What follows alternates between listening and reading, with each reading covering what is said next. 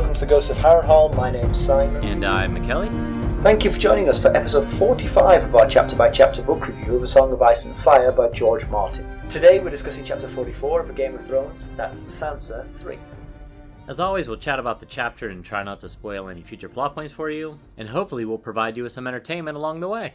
We'll summarise what's happened, discuss our thoughts on it, provide some useful background, compare it to the television show, indulge in a little pedantry, and cover some reader mail. Be sure to check out our show notes. They provide some additional information about the characters and other things of note in this chapter. How are you? Well, about the same as I was last week. How about you? Me too. Yeah? Me too. Nothing's changed. Well, it's gotten colder here, which is very strange for this time of year. Yeah, today was crazy cold. It wasn't even 60, I don't think. I don't think I've ever known a colder June day Yeah. here Yeah. in North Carolina. I mean, it is genuinely chilly out there. Yeah.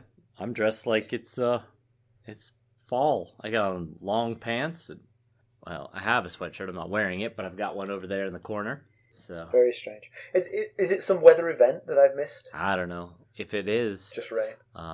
It's news to me too. I haven't really been paying attention to the weather. Although we, not you and I, but my family and I leave for vacation this Saturday. So I hope the weather can be whatever it wants to be up to this point. Up to Saturday. By Saturday, I need it to be nice, warm, and sunny skies. By the time they hear this, you'll already be back from your vacation, so do you want to tell the listeners where you're going? Yeah, sure. Obviously, in case they all come hounding you at wherever it is. You know.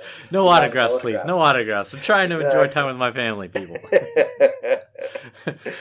Yeah, we're going to a little island off the coast of off the North Carolina coast called Bald Head Island. And no, it's not just for people that are follically challenged like myself. Even people with full heads of hair can enjoy Bald Head Island. It's a really cool little place. There's no cars. They don't allow cars on the island, so everybody gets around in either bikes or golf carts. So You've been there before, right? Yeah. We went there last year. Yeah. Had a good time. Such a good time. We decided to do it again. So. Well, I'm terribly excited because English soccer is about to restart. Yes, that's right. You would be excited. Apparently, they have plans to televise every single game from now to the end of the season. Ooh. Just like 90 games. Wow, nice. Very exciting stuff. I mean, if you told me mid-season I've got to watch 90 games of soccer, I'd be like, ugh. But you tell me now, and I'm like, I'm watching them all, every single one, every single game. All right. Well, despite this as not being a very long chapter, we've managed to put together a boatload of notes, so let's get on with the show. Let's do it. Quick recap of what Sansa was up to last time we saw her. It's been a while since we've seen Sansa. The last time we saw her she was having the magical time at the tournament in her father's honour. Yeah. But then had a disconcerting but enlightening conversation with Sandor Clegane, the Hound, about his relationship with his brother Gregor, and how his face came to be so badly burned. Since then, she's had several squabbles with her sister Arya, and prayed daily over her unconscious father after Ned's injury, which appears to have worked, because he did wake up. That's right. And more recently, she was in the throne room when Ned issued his edict against Gregor Clegane, and labelled him a traitor and tainted him. That's exactly what he did. Off with his head, he said. Exactly. So why don't we get in the summary? So Sansa and her friend Jeyne Poole sit at dinner. They're alone, and Sansa's telling Jeyne stories from her day at court, the day that Simon just referenced. She's both sad and perplexed that her father rejected Ser Loras Tyrell's offer to bring Gregor Clegane to justice on Ned's behalf. We also learn that she had a kind of awkward conversation with Petyr Baelish after court regarding Ned's handling of the Gregor Clegane matter. As for Jeyne, she's enthralled with Sir Beric Dondarrion and glad Ned sent him instead. Sansa thinks Jeyne's silly for being so in love with Sir Beric, as she's just the steward's daughter. Sansa changes the subject by pretending to have had a dream where Joffrey killed the White Hart that the court is hunting and brought it back for Sansa. She knows Joff likes hunting, especially the killing part. Jeyne brings up Sir Ilyn, the tongueless King's Justice, and the thought of him makes Sansa's skin crawl. Finally, Sansa tells of a smelly old man from the Night's Watch who came to court begging for men for the wall. I think I know who that is. The next morning, Sansa watches Ser Beric lead the men, including Alan, Ned's new captain of guard, off to hunt down Gregor Clegane. At breakfast, Arya wonders where everyone is, and Sansa tells her that they left to go behead the mountain. Arya thinks they should kill Jaime and the Hound, too. They also killed innocent people, so there's some logic there. Sansa says it's very different. Micah attacked Joffrey. This, of course, leads to a fight, ending in Sansa's pretty dress being ruined. Septa Mordane sends them both off to their chambers. Sansa takes a nap and dreams of running with Lady before being woken again by Septa Mordane. She and Arya are brought to their father's chambers. Thinking they're in trouble, Sansa immediately says it was all Arya's fault. Ned says they're not here because they're in trouble. He's sending them back to Winterfell. It's just too dangerous in King's Landing. Both girls protest. Sansa thinks life is now officially over for her. Ned says he'll find her a better betrothal, that Joff isn't a good match. She says he's nothing like his drunken father. At this, Ned starts. Gods, out of the mouth of babes. Arya wants to bring Syrio Forel, which Ned allows, if he's willing. As the girls leave, Arya tries to cheer Sansa up by pointing out they'll soon be back with family and old friends. Sansa slams the door in her face. So yeah, not a long chapter and mostly filled with fluff. Sansa fluff. So how old is Sansa? 12? Yes, 12. 12, yeah. She has the interests and attention span of a 12-year-old girl. Yes, that's very apparent. She, in a lot of ways, she reminds me of my 14-year-old girl. So. There you go. If you were reading a book about her life, you'd probably be quite bored. Yes. That's a good point. Yeah. It would involve a lot of TikTok dances and some Fortnite, I think. And, of course, swimming. Has she ever won a Battle Royale at Fortnite? I don't know. Do you know, I've played Fortnite 2 times. Actually, we're back-to-back. The first time, I finished like 35th or 2nd, something. The second time, I finished 2nd overall. Oh, man, you should not have given up. Yeah, I mostly just hid, and I stayed in the storm a lot. And, they don't really come after you in the storm, so I basically just let everybody else kill each other. But doesn't that hurt you? It does, yeah, but Molly was guiding me. I didn't know what I was doing, so she was kind of guiding me along through it. And I had some repair yourself kits that I kept using. Yeah. So that was it. I retired. I'm not going to do any better than 2nd place, so yeah, I retired. Lucas, my son, has finished 2nd like 12 times. He's never quite won. It's it's so painful for him. It's coming. Yeah. No, it's not. He's given up too. Alright, so to business. So Sansa's perplexed that Ned didn't send Ser Loras, who she saw agitating to be on this quest to bring back Sir Gregor. Yes. She assumes that it's because he's got a bad leg that he's grumpy. That made me laugh. She was rather adorable that she was certain that it was because of his broken leg that making him grumpy that he wasn't allowing Ser Loras to go. Yeah, I think it's because for her it's a perfect fit. Sir Gregor is a monster and Ser Loras is a hero. Right. Those two clearly should be in the same storyline. Yes, right. You'd have to be seriously agitated by your bad leg not to notice that and put them together. Yeah, how he missed that, it can only be the leg. That's the only option. It was also kind of amusing when Jeyne was like, "What happened to Ser Loras' leg?" And he's like, "Not Ser Loras' leg, father's leg."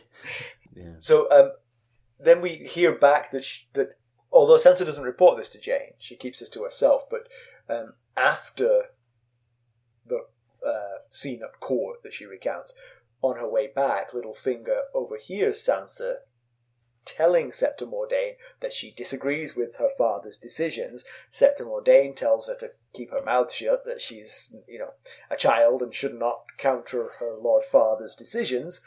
But Littlefinger chips in with, some of his decisions need a little bit of questioning. I don't know. He didn't go into details, but he was the one verbally scoffed at Loras, saying, "If we sent you, you'll come back your head will come back with a plum in that pretty mouth of yours. So maybe there's more that he was questioning, which we questioned some of his decisions as well. Maybe it was just he should not go alone. I don't know, but he verbally also questioned the idea of just sending Ser Loras. I think that Littlefinger didn't hear what Sansa said.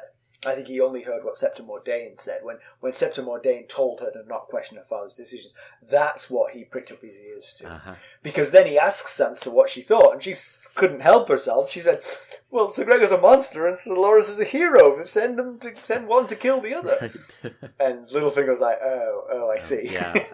I think his line was something like, well, that's not exactly the reason I would have chosen to send Ser Loras. And then, of course, he tells her, life is not a song, and she may learn that someday to her sorrow. She certainly has not learned that yet, because just about everything that comes out of her mouth is some way based on a fairy tale or a song. Yeah. But then, as he's saying this, he strokes her cheek in his creepy uncle kind of way. And it's an interesting thing, because I thought, from what I've seen of them and what I know is to come, I thought he would be continually unctuous towards her, sort of like being very, like saying, oh, that's a terrific idea. But he wasn't. He actually knocked her down a peg or two by saying, that's not what I would have thought. Yeah. But then at the same time, he strokes her cheek again, and it just feels like maybe he's intentionally just trying to sort of confuse her feelings, sort of like discombobulate her and leave her feeling. He never wants her to leave his side feeling content and comfortable and safe. He always wants her to feel awkward. Awkward. And uncomfortable. He's nailing that. Really good at his job if that's what he's going for. Yeah. But Jeyne thinks that the King's Justice, Sir Ilyn Payne, should have gone. And of course, we know from the ride back from Winterfell when she first met Sir Ilyn that he makes her very uncomfortable. And I believe the analogy she used was like something dead slithering over her naked skin. So, the kind of thing that would creep you out. Yes. I hope to never be described by anyone in that way. If I don't do that, that will be one success in my life. If I'm never described as such. We mostly keep it behind your back. Okay, as long as I don't hear it, then that's fine. But the thing about this, I get she's like a 12-year-old. But okay, say they send Sir Ilyn, say he's in charge. How does he deliver his commands? He doesn't have a tongue. So he would write everything down, hand it to someone, and that person would shout out the commands. He was the kind of man who did his talking with his fists. Yeah, I guess so. He was a puppeteer. Yeah.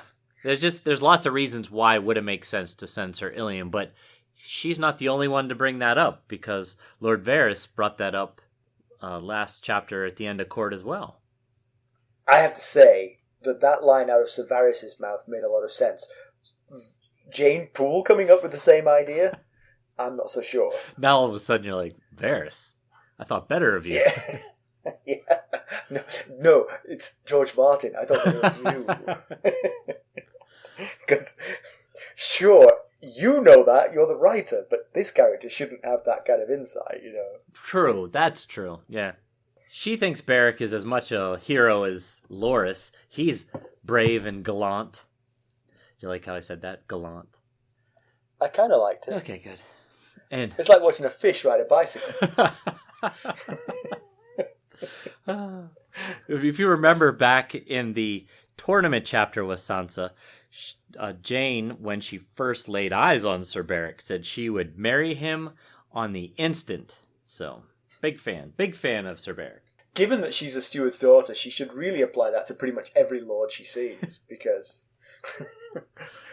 as Sansa cruelly thinks, right, she's not got a chance with any of them, Yeah. That never stopped me from fawning over Christy Brinkley when I was, her age. Well, now that you're famous. Right. So you're saying I've got a chance. Exactly. No, that's not what you said. Not at all. So Sansa changes the subject because she feels a bit awkward about the whole Beric thing by pretending to have a dream in which Joffrey killed the White Hart. She admits that she's pretending to have this dream. This is not just us saying that she was pretending. She admits it. She doesn't admit it out loud, but she thinks in her head that it sounded better than a wish, which is what it actually was. Right. So she said that in songs, the hero knights touch the magical beast and then they sort of like form a bond. But she knows that Joff likes to kill things, so she doesn't bother rose tinting her wish dream, and he basically kills it instead. Yeah. I was wondering if that's... obviously it didn't, but may have possibly sent off some alarm bells that he likes killing animals so much. Clearly it didn't. It didn't, but maybe it should have. No. Just a little bit, maybe. Even she to a 12-year-old. She hasn't watched as many true crime dramas as we have, where the murderer was known to have, killed animals for fun as a child. Apparently that must be the situation. So, you got a little bit of an imagery there of Joffrey killing a majestic stag. Now, he's half Baratheon, which Sigil is the stag, but you forget that he's Baratheon. He seems 100% Lannister. Yeah. Yes. Which, comes up later. Arya points out the same thing when Sansa mentions him being a lion, and she says, he's a stag, by the way, in case you may have forgotten. Uh-huh. He just doesn't come across very Baratheon-like. Yeah. But before we get to that, Sansa finishes her sort of like summary of everything she saw at court. She saw the Man of the Night's Watch begging for men for the wall. She sort of contrasts what she saw there with her image of the Night's Watch, which is her Uncle Benjen. Yes. And this guy was old and smelly and lice-ridden, not like Uncle Benjen. I guess Uncle Benjen had a better job, or Yoren's just disgusting. Yep, could be a little of both. She says if all the men of the Night's Watch are like this, she feels bad for her bastard half-brother Jon. And we've heard almost all, except for Rickon, all of the other Stark children refer to Jon. And she's the only one that refers to him as bastard half-brother. So she's still kind of lording it over him that he is not a full sibling. I can't believe you've just left a Rickon joke just lying there. Yeah. That's not like... That's true. That is true. I need to go back and redo that. This made me think about Yoren. He's been doing his job dutifully for a long time, and for that, I thank him. But maybe it's time for a younger, better-smelling, maybe highborn type man to be the face of the Night's Watch. It might net them better results. Interesting. I was thinking that might have been a good job for Sir Waymar, because clearly him leading a ranging north of the Wall was not what he was cut out for. Maybe this job. Yeah, but I mean, that's an interesting thought. That is an interesting thought, and Yoren just becomes other fodder. Yeah, right. He can retire up at Castle Black and just tend to some. Actually, you know what though? There's a good idea there, because the more old and pathetic members of the Night's Watch you send north of the Wall, the more feeble they are when they're turned into whites by the others. Good point. They're like arthritis and stuff would slow them down. Exactly. The last thing you want is a muscle-bound sword carrier up there. Good point. Yeah, they should switch roles. Put all the Rangers are the feeble old men. So nobody takes up Yoren's offer. Ned says he can empty the dungeons. And then 2 free riders from the Dornish Marches pledge their swords to Robert, and Ned accepts them. The Dornish Marches are the sort of border region between Dorne and the Crown Lands. The Stormlands. Yeah. And, this little line right here, it seems like a throwaway line, and 2 free riders from the Dornish Marches pledge their swords to Robert, and Ned accepts them. And they just go on. But you never know with Martin. He has this way of sometimes tying random, unrelated topics of conversation that turn out to be useful, big things. And I honestly can't remember if this is one of them or not, but I'm just curious. Thank goodness. I thought you were going to have some like great insight there, and I was going to be left here like an idiot, like, oh, I don't remember that at all. I really can't. Yes, I can't remember if these guys come out. Yeah. Now, remember, House Dondarrion is from the Dornish Marches, so it's possible there could be some Dondarrion connection with these two free riders. Maybe, because Ser Beric was chosen to lead this, they decided to pledge their swords as well. I don't know, but it just seemed like such a tiny throwaway unimportant line that I feel like there must be some underlying importance to it. So then Jeyne interrupts Sansa and says, "Are there any lemon cakes?" And one thing Sansa loves is lemon cakes, so they go off looking through the kitchens for lemon cakes. They don't find any. They find a strawberry pie, and they sit on the steps of the Tower of the Hand, I think it is, and they eat the strawberry pie, and they're sharing gossip and telling stories and secrets. And Sansa's line is something along the lines of, "She went to bed being almost as wicked as Arya," which makes me laugh because it's like that Arya is the barometer for wickedness in Sansa's eyes. Almost as wicked as Arya. We'll be right back. Hello, friends. Are you ready to make some unforgettable memories? Well, if so, consider the Marriott Bonvoy program. Discover the perfect destination for your summer getaway and unlock exclusive deals on luxurious accommodations. With our affiliate partnership, you'll enjoy unbeatable savings and a seamless booking experience. Don't let summer slip away. Visit Marriott Bonvoy today and make this vacation season one for the books. Use our Ghosts of Harrenhal affiliate page to check it all out and buy Bonvoy points or give some as a gift. The link to our page is in the show notes. She's betrothed to Joffrey Baratheon. Yeah. She's sort of beloved by both Petyr Baelish and Sandor Clegane. And she's crossed paths with Ilyn Payne. And somehow Arya is the wicked one. Right. It's all about perspective, I guess. Yeah. Sansa gets up early the next morning to watch Dondarrion lead the men, including Alyn, off to their duty in the Riverlands to bring back Gregor. They're actually not bringing him back, are they? They're going to put him to death. I mean, there's no request to bring him back. Right. No, they're going to put him to death.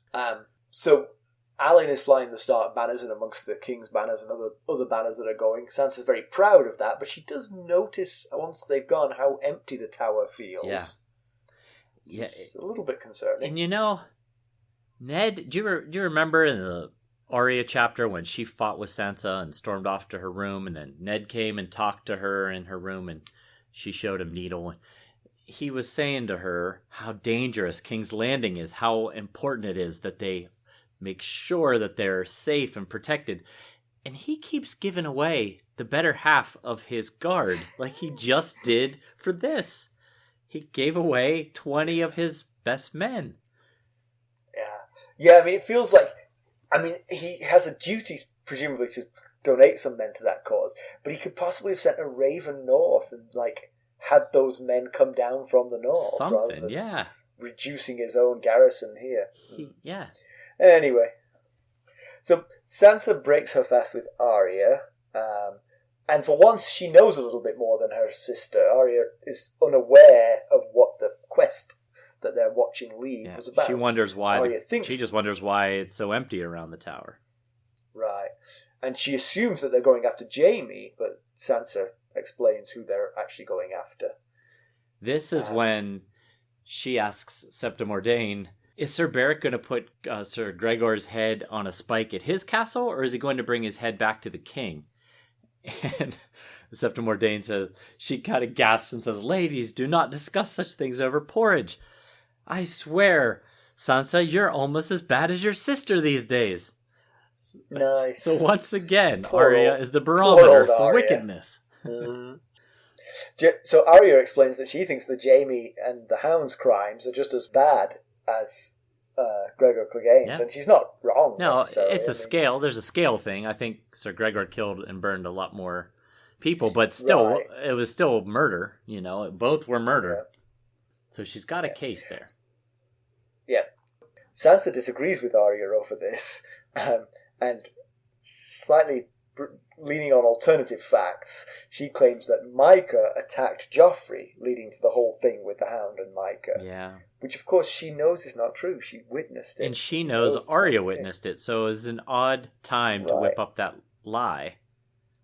Arya and Nymeria attacked Joffrey at various points in that. Yeah. But Micah most certainly did not. If anyone did nothing, it was Micah. Yeah. So Arya pretty fairly calls Sansa a liar. I like this next scene. Sansa says, you can call me all the names you want, but soon when I'm queen and I'm married to Joffrey, you're going to have to call me your grace and bow to me. And Arya, who had been peeling a blood orange to this point, throws the orange at Sansa. It smacks her in the forehead, drops down onto her to her ivory silk dress, which happens to have been a gift from Queen Cersei. And Arya says, you have juice on your face, your grace. So, wicked. This doesn't make wicked. sense. That's the only word I can use to describe her. Maybe they're both right. Arya's the one. So Mordane dispatches them both to their rooms to await the Hand's justice for their terrible behaviour. Sansa gets out of the ruined dress, and it really is ruined. I mean, it was white silk. Now it's got a blood orange stain down the front. Yeah. It's not going to work anymore. Nope. And after... So she falls asleep, and then Septa Mordane wakes her up, and they're dragged off to Ned's room. She assumes that they're being dragged there because of their fight, but that's not why Ned has brought them there at all. So Sansa's straight in with the accusations. All of them are basically true against Arya. Watched all the things she's done. Yeah, she called me a liar. She did call you a liar, but that's because you were lying. Yeah. It does rather skip over her own part in it. Yes. And then Arya, it even caught me a little bit by surprise. She takes an unusual tactic of contrition and being apologetic and offers first to wash the dress, which Sansa says that's not going to do anything. And then she even offers to make a new dress for Sansa, who, of course, is both stunned, speechless for a second, and then scoffs at the idea of Arya making a dress as fine as the one that the queen gave her. She says, you couldn't make a dress fit to tend the pigs or something like that. Yeah. But think of this from Ned's eyes. He's got his two daughters there, and one of them is being sort of peevish and childish, and the other one is actually being sweet and contrite. Right. Arya is the smarter thinker Yep. here. She's winning this battle, and that Sansa can't even see it. She can't, yeah. If I was Sansa, I would think I've been looking for a trap. Like, what is the trap? Exactly. Why are you being so nice all of a sudden? Exactly. You've lived with Arya long enough to know this is not her. So Ned announces that they're both being shipped back to Winterfell, that King's Landing is just too dangerous, and neither of them want to go. Sansa because, she's going to be the queen, and Arya because of Syrio Forel. Yeah. Arya's just loving the dancing lesson. Sansa's reaction, her overreaction to all this, I get it. She's a 12-year-old girl. She's in King's Landing. She's a highborn young lady at court. She loves fairy tales and stories and seeing gallant knights and all that jazz. I'm just going to say gallant as much as I can. I think you should, yes. Every opportunity I'm going to say gallant. That's how they do it in the audiobook. Gallant. And I think that's how Sophie Turner says it as well. Oh, there you go. Apparently she's pregnant, according to Carson. Okay. We should save that for news and notes. I will. Okay. I'll come back to that in news and notes. So Sansa is mystified that Arya keeps on going on about her dancing lessons. Just like this scene, that must raise bells in Sansa's head. Like, first of all, she's dancing. Right. And second of all, she's enjoying it. Yeah. I don't get it. You would think that she would be like, that just doesn't make sense. Something isn't adding up here. But I think she's a little too in her own head to even care that doesn't add up in any way. But Ned laughs about the fact that he's finally got them to agree on something, but he reminds them that 3 Stark men were slain and the king did nothing. Yeah, he went hunting. So it's time. Yeah, It's time for them to get out of there. He gets Arya on board because he says, well, if Ser Loras Tyrell's willing to come to Winterfell, then he can come with us and you can keep your dancing lessons going. Yeah. But Sansa's absolutely adamant that she doesn't want to go. She wants to stay, become queen, and give birth to the greatest king ever. Brave as the wolf and proud as the lion. That's when Arya snorts and says, that won't happen with Joffrey as the father. And anyway, he is a stag, which is what I was saying earlier. And then Sansa, we get the big moment that we've all been waiting for. Sansa explodes. He is nothing like that drunk king father of his. And boom. We'll be right back. This episode is sponsored by Audible.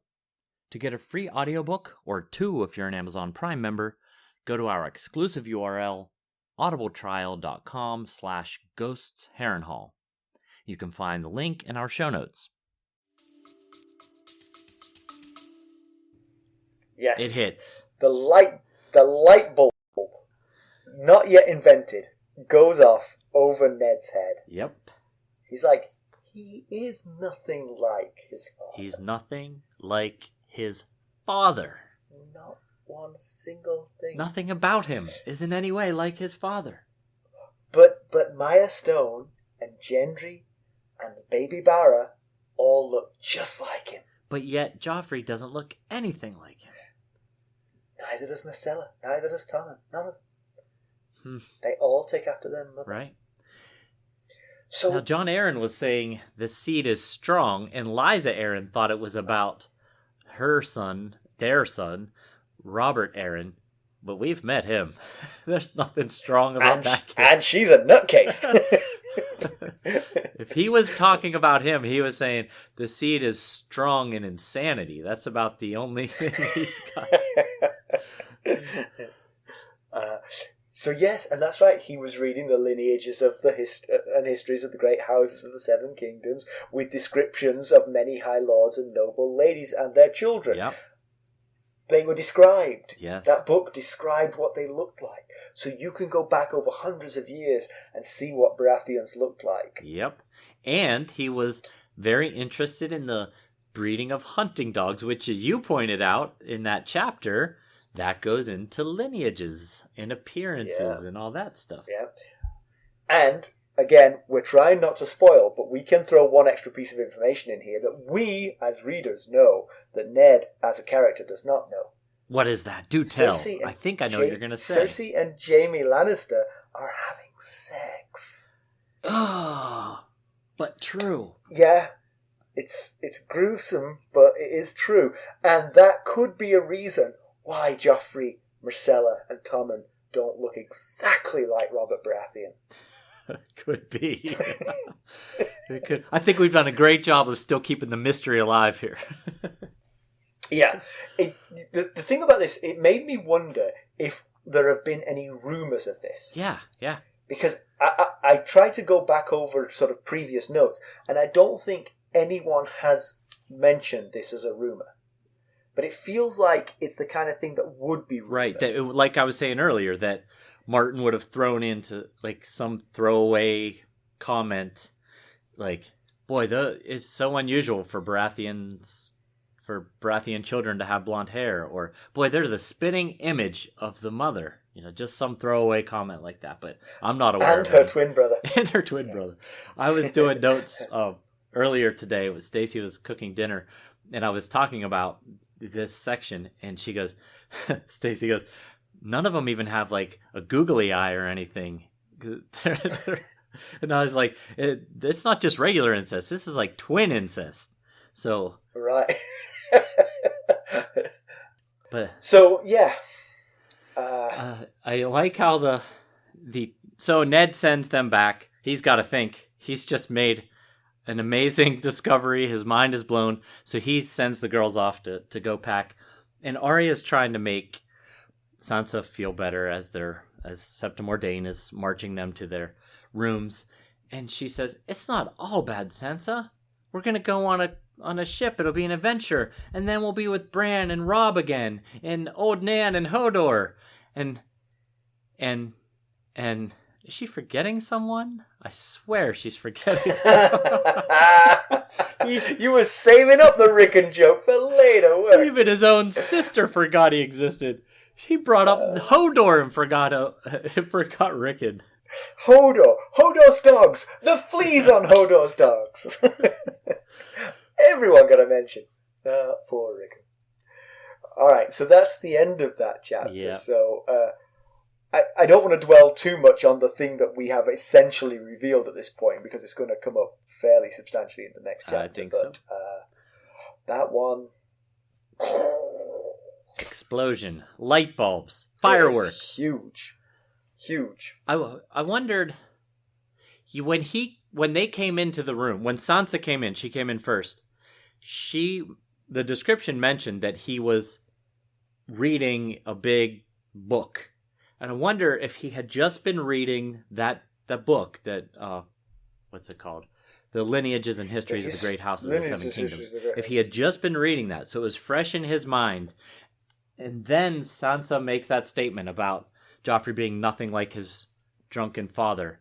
And the fact that it was fresh in his mind, and she made that right then, was the cocktail required to set him down the right path. Yeah.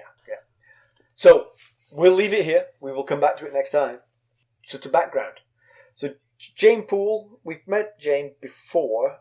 She's the daughter of Ned's steward, Vayan Poole.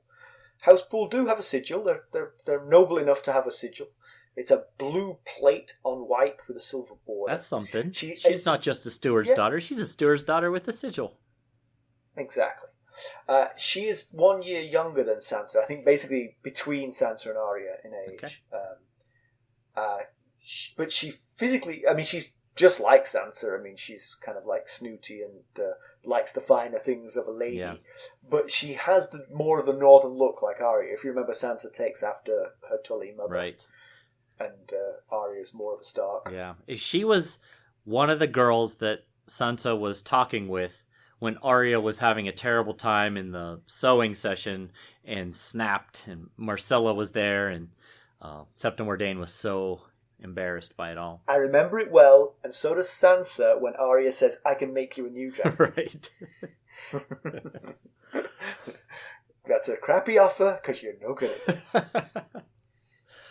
So the Dornish marches get a mention. That's where the two free riders that pledge their swords. Who may or may not turn out to be very important in the exactly. story. We don't remember. Yes. Those two who we can't remember if they're important or not, but that's good because it leaves us with some...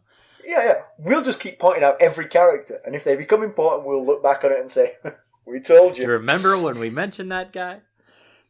So they're from the Dornish marches, and that's an area of southern Westeros in the border region between the Stormlands, the Reach, and Dorne, which I think Simon mentioned earlier. They're predominantly in the southwest Stormland and extend east to the Sea of Dorne.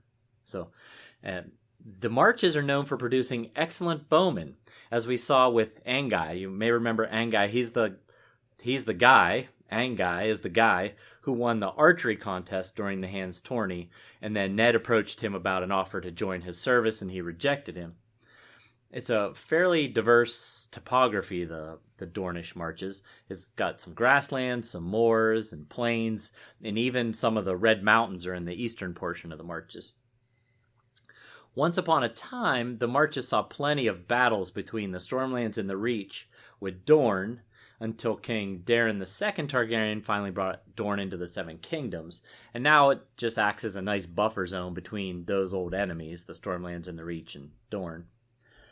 Because they spent so long defending themselves against the Dornish, the Marcher Lords of the Stormlands have a strong martial tradition and pretty formidable castles, so that's nice, I guess. Nice for them. Some of the houses include, obviously, the Dondarrions, which we mentioned earlier. Also House Cairn of Nightsong, and Sir Barristan Selmy, the Lord Commander of the Kingsguard, is from the region, as Harvest Hall, the seat of House Selmy, is found in the marches. And House Swan of Stonehelm, whose second son Balon had a good showing at the Hands Tourney, including a top 3 in the archery. Like I said, they produce good archers. So 2 medals. Right. 2 medals Yeah, pretty good. House Cairn styles itself Lord of the Marches, but they don't actually have any dominion over the fellow Marcher lords. So that's probably all you ever wanted to know about the Dornish Marches. The darn Dornish Marches. So, comparison with television show, some fairly sizable departures here. The only part of this whole chapter that's maintained in the show is the scene with Arya and Ned. Prior to that, Sansa is hanging out with Septa Mordane. Jeyne doesn't exist. And showing a little too much southern sass and Lannisterness for Septa Mordane's liking. They are joined by Prince Joffrey, who is charming, begs forgiveness for his former sins, promises to never disrespect Sansa again. He flatters her with stories of how she'll rule from the last hearth to the salt sea. They kiss. Wow, how romantic. It's so sweet. In the scene with her dad and sister, there is a very funny moment when Ned says, I'll make you a better match than Joffrey. I'll find you someone who's brave, gentle, and strong. And Sansa replies, I don't want someone brave, gentle, and strong. I want him. And Arya's reaction is exactly your reaction. And Ned sees Arya laugh, and he laughs too. So, yes. Again, Sansa just been a bit dim. Yeah, that line was actually in the book. But it was, but neither of them laughed. I laughed. In the TV show. In the TV show, they both laughed at it. Yeah, it's really good. He doesn't react as much in the TV show as he does in the book too. He's nothing like his dad, but you can see he's much calmer about it in the TV show. He's like, He's like, you two go pack, and then he goes back to the books and starts dancing around and punching in the air and stuff. I got it. And basically, what he reads is that Baratheon after Baratheon is dark-haired. In fact, I think he sort of goes through with like a lineage of dark of hair, coming forward in time, and he hits Joffrey, blonde of hair. Right. And it's kind of, So, pedantry, I didn't really find anything here. I had something, but then you pointed out that it was actually in the wrong chapter. So, which, you can't get your pedantry wrong, because then, you're going to get hauled up on that. That's very possible, yeah. Yeah, I didn't find anything either. So, news and notes. We are planning a bit of a special event for our 50th episode. We're not quite sure how we're going to do it yet, so more details in future episodes. We're getting close. This is episode 46. We better get a move on, Kelly. Yeah, we've got. You have first announced it on like episode 40 that we were going to do something. So we've had 6 episodes where we've done absolutely nothing. But I think the basic idea we thought of is to have just a Q&A. So think of questions, send them in. We might do something where we invite audio questions. We might do it live or something like that. I'm not sure. But be thinking about questions you want to ask us. It could be anything. It could be about the show, the book, something else completely. Us. As long as it's not too personal, we'll answer questions about ourselves. What have we withheld to this point? That's true. There's really nothing left to ask, is there? There's nothing left, yes. You've had all our most intimate secrets. So yeah, please think of some questions. We'd love it. It would be a little bit awkward and very anticlimactic if we get to the 50th episode and we have 0 questions to talk about. If that does happen, trust me, the two of us will be able to fill the dead air with just chatting. We've managed it to this point. We have. For 46 episodes, we pretty much just blathered on. So we could do it for one more. Sansa, who's played by Sophie Turner, yes, is that right? Sophie Turner. Sophie Turner's pregnant, so we wish her well. Congratulations. She's married to a Jonas brother or something like that. Is she really? Someone like you know what I feel singer. like? I feel like we said that before on the podcast, and I made the same reaction then. As if I'm faking my not knowing, but actually I didn't know. He's a singer of some variety. He seems to be significantly shorter than her. I know that, and that's about it. She was always going to marry someone shorter than her. She's a tall lady. Yes, unless she picked a basketball player. Yeah. So, especially in these troubled times, I hope she comes through that safely and well. Yes, congratulations, Sophie Turner, and your famous husband who we can't remember exactly who he is. Once you're back on your feet, come on our show with us. We will treat you like royalty. We'll treat you like the queen you should have been. That's right. Oh, wait. But for your interfering father. All right, so shall we wrap this up? I know it's a little shortish of a chapter, but there's really only one. There's two big pieces of information. One, the girls are being shipped back to Winterfell.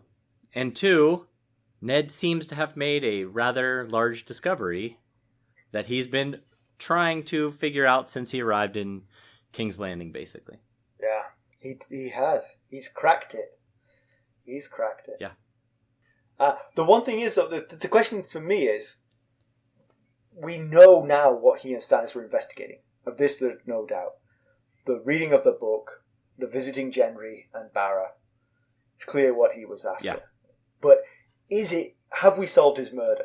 Is that what he was murdered for? Right, yeah. And if so, by whom? Right. Because there's plenty of people who might want you dead for knowing that. Oh, yeah. Now, we know the note from Lysa said it was Cersei, but we've met Lysa now. Nothing she says or writes holds much water for me. I believe she also said it was Tyrion. She did, that's right. Who knows who she'll say it was. If you're going to accuse, try and keep it to the one person, Yeah, it's a good point. I don't think we know yet, but we know why. We don't know who. Yeah. Well, no, we don't even know why. We know that this is what he was interested in. We don't necessarily know that this was the reason. Right. It may have been. Yeah. It may have been the theory that you concocted, or it may have been because of what he did with this information. Yes, you know what I mean? Yeah. That's a very good distinction to make there. We don't know why. We know what he was doing when he was killed. We don't know if it has necessarily anything to do with why he was killed. Yeah. But if I was Ned, I would treat this knowledge like unexploded bomb. Right.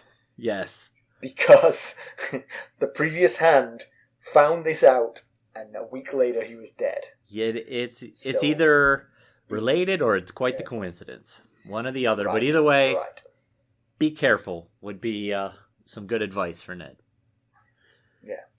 But of course, this is Sansa's chapter, so let's pretend. I mean, let's care about her.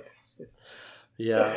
Her head's in the clouds and her mind is on songs and romance, as many a 12-year-old girl might be in her position, being such a highborn young lady in such a romantic situation, I guess. But she's devastated now because, as she puts it, her life is over before it even began. Oh, there was such drama. They're taking it all away from her, the pageantry of the court, all the things she loves, the gallant knights. They're taking it all away and sending her back to the gray, drab walls of Winterfell. It's all over. But on some levels, she must know what Joffrey is like. She must. He's a monster. She has to. He's awful. As I said, in the TV show, he was so gallant to her in the previous scene that it kind of fueled this in the scene with Ned and Arya. Yeah, that's good. That would be good for that, to help explain this a little bit. Exactly, because we haven't seen him be anything nice to her since before Nymeria bit him. Right, basically. Yeah, exactly. When they were riding on their date, that was the last time we saw him be. That was the last time he was a little bit sweet to her at the feast after the first night of the Hands tournament. Until he dropped her like she was hard. Absolutely. Because left her with Sandor. Yeah, he was better for a brief second, and then his true colours sort of came out. And dumped her in the clutches of the hound, which is not exactly... That would be my recollection of that evening, not, he was sweet to me for 10 minutes. It would be like, I had to walk home with the hound. That's right. But, who makes Littlefinger look sweet and nice. They did have quite the heart-to-heart conversation. Although it did end with him threatening death if she ever spoke of what they talked about. Exactly. So. Less of a heart-to-heart, more of a heart to, please, God, don't tell me. I don't want to know. But, if Ser Farrell comes with Arya, she should be pretty good to go back because she's not exactly well suited for the finer things of court life, you know. No. It's a great result for her if he comes back, because then she gets to be with her brothers, who she likes a lot more than Sansa, and she gets to keep doing the thing that she's found down here that she's enjoyed, you know. All right. As always, you can reach us at ghost.harrenhall@gmail.com and follow us on Twitter at @GhostHarrenhall. We're on Facebook, Instagram, and now YouTube. Yes. Of course, we've been on YouTube. I've just discovered recently that we were getting comments on YouTube. So if you're leaving comments on YouTube, I promise to make a better effort to check those and respond. Anyway, if you wouldn't mind helping us get the word out, you can't even imagine how appreciative we would be of that. So if you wouldn't mind leaving a review on iTunes or podchaser.com or Apple Podcasts or Google Podcasts, pretty much anywhere you could leave a review, we would so be thankful. Okay, thank you for listening. Thanks. Bye. Bye.